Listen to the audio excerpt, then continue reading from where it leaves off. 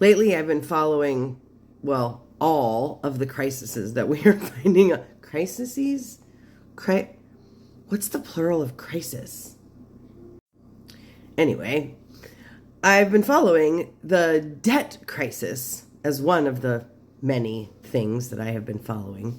And then this morning I was watching this video and this guy was talking about how the conservative ideology just needs to go. Like, we just need to stone those people. While the stoning might be a bit too biblical for my taste, I agree with him that it needs to go. But that video was really based on emotion, and so I wanted to dive into the facts about the real reason why it should go and what it has cost us as a nation. So the first thing that I dove into was what it has cost us in our national debt. So I put together some numbers for us to examine about what this stuff looks like under historical conservative leadership. So let's just start with Reagan. His main ideology was trickle-down economics, right? Or supply-side economics. Under his leadership, we had massive tax cuts, especially for top earners and corporations, but without the equivalent spending cuts. We also had a military spending boom under Reagan. So the impact there, the national debt tripled, growing from $900 billion to $2.7 trillion. And it shifted us from a creditor nation to a debtor nation for the first time since World War I. Then we have HW. He basically inherited Reaganomics, and he, of course, continued the Cold War level defense budget and initiated the Gulf War. He also raised our taxes in 1990 to combat the ballooning deficit, breaking that "read my lips" pledge that he made when he was campaigning. So what was the impact of his presidency on our national debt? Well, let's look at those numbers. Our debt rose to $4.2 trillion. He added $1.5 trillion to the national debt. He was sort of this bridge between Reaganomics and Bush 43's return to the tax cuts. Which brings us to George W. And his ideology was deficits don't matter.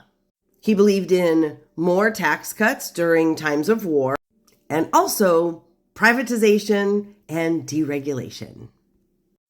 So he enacted the Bush tax cuts in 2001 and 2003. He launched wars in both Iraq and Afghanistan, both of which were unfunded.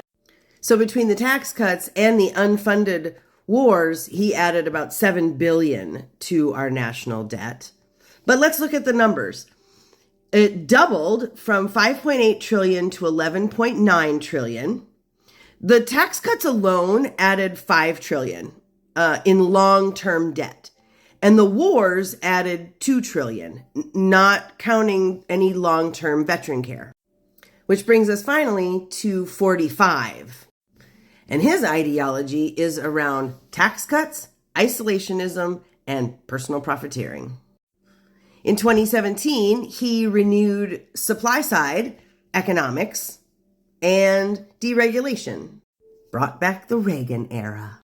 He passed the Tax Cuts and Jobs Act in 2017, and the corporate tax rate then dropped from 35% to 21%, and promised that growth would pay for the tax cuts. Of course it didn't, because he doesn't understand business at all. So he added $1.9 trillion to the debt over 10 years. Another thing that happened was corporate stock buybacks surged, while at the same time, workers' wages stagnated. All in all, the debt grew by $7.8 trillion, and that was before any COVID spending. But that breaks down to $1.9 trillion from tax cuts and $144 million in golf trips. The key points of the whole ideology are basically to block all revenue increases. So that means no tax increases ever. There have been repeated efforts to cut taxes, but no actual effort to cut spending. And they block all attempts to raise revenue or close any sort of loopholes, even when there's a deficit. That has created some structural deficits that persist to this day. For example, the Bush and Trump's tax cuts together are responsible for more than 50% of the projected debt growth from 2001 to 2033, according to the Center on Budget and Policy Priorities. Had to look that one up. I didn't know what the CBPP stood for. The other thing is they refuse to address any long-term drivers of debt. It's always protect military spending, cut social safety nets. So the military budgets are always protected or increased, whereas up to now, our social safety nets like Social Security and Medicare have been largely untouchable. But of course, they're always used as scapegoats. And this refusal to raise taxes, added to their avoidance of any real entitlement reform, equals an unsustainable fiscal path forward. On the whole, most modern Republicans just oppose any sort of bipartisan deal that would include both cuts and revenue increases.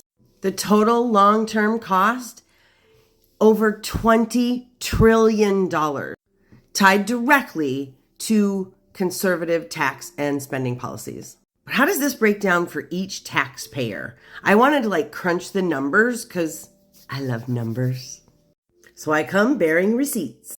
From 1981 to 2025, the projection, conservative fiscal policies have added over 20 trillion to the national debt. Reagan, 1.8 trillion.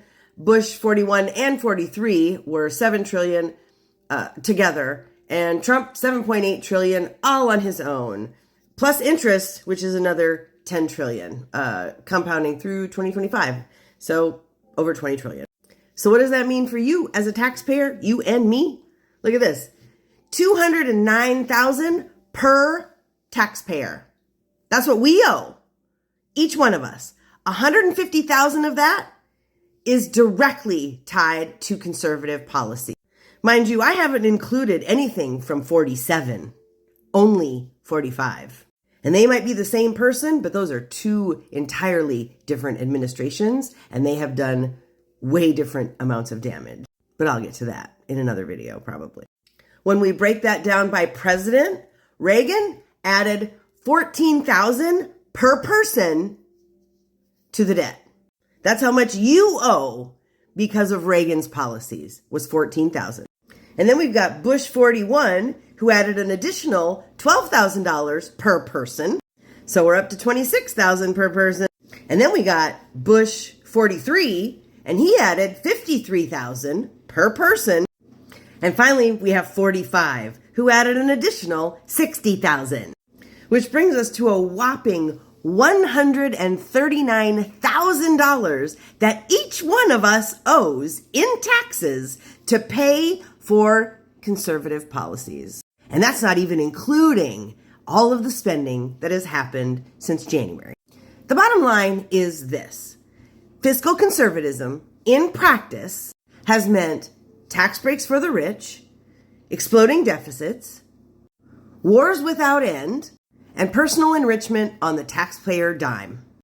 And none of that includes what 47 has done between his policies and all of his personal spending for, the vacations, golf trips, NASCAR, Super Bowl garbage. I could do a whole video on that if you like. Let me know in the comments and like and share and do all that good stuff.